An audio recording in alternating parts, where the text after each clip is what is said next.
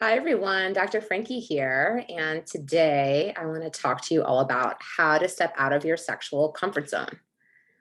We all have things we're more comfortable and familiar with sexually. For some of us, it might look like a strap on with a long term partner, while for others, it might look like kinky threesomes. As long as you're practicing strong communication and enthusiastic consent, it's okay to be exactly where you are, and no practice is better than any other. But sometimes it's good to check in with yourself to make sure you're in your comfort zone because you want to be, not because you're afraid to leave it. Looking beyond your current horizons can broaden them, be a way to try new things, encourage you to go deeper into your desires and where they come from, help you be more open to new experiences, and encourage you to grow. So, what do you do to get started? Here's how to step out of your sexual comfort zone. Practice consuming a wide selection of porn and erotica.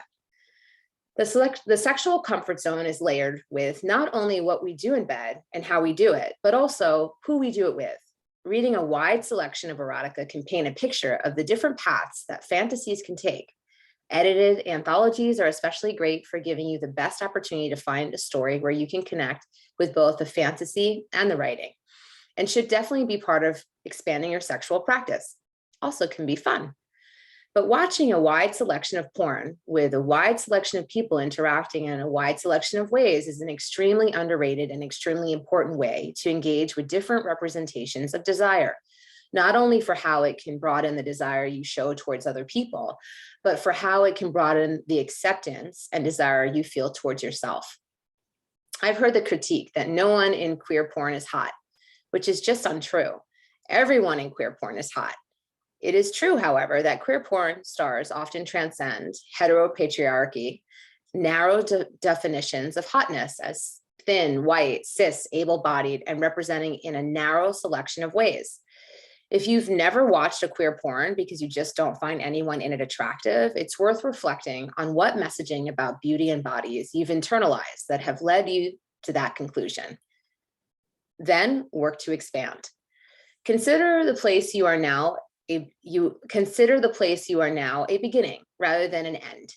Seek out 3 queer porn scenes with setups you find hot, but that feature stars to whom you might not normally be drawn.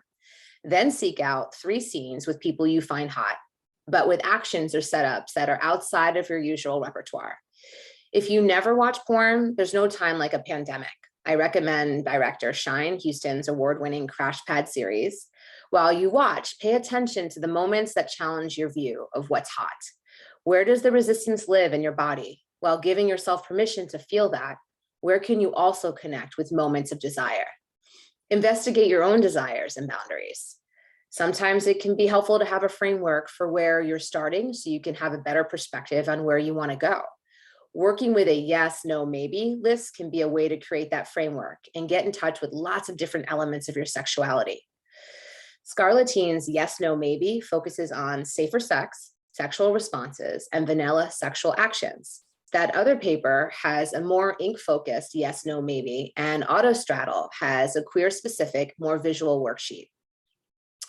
Take your time alone to work through the list over a few days, really sitting with and thinking about each item. When you're not thinking about what you should want and are thinking about what you do want, where does each item fall on your list? When you're done, focus on the yeses and the maybes. What are you already happy with or bringing into your sex life, with partners or alone? What do you want to make room for in the future?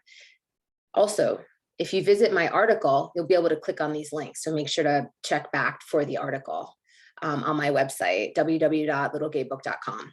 Share your desires and boundaries with a partner. If you have a partner, doing yes, no, maybe list alone separately and then bringing them together can help you identify new places to explore.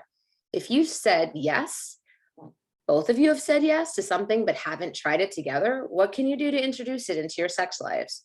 If someone wrote yes for something and someone else wrote maybe, what does having a conversation around that look like? Like any conversation around sex, have the conversation in a time and location where you're not actively trying to have sex if you want the best chance of success.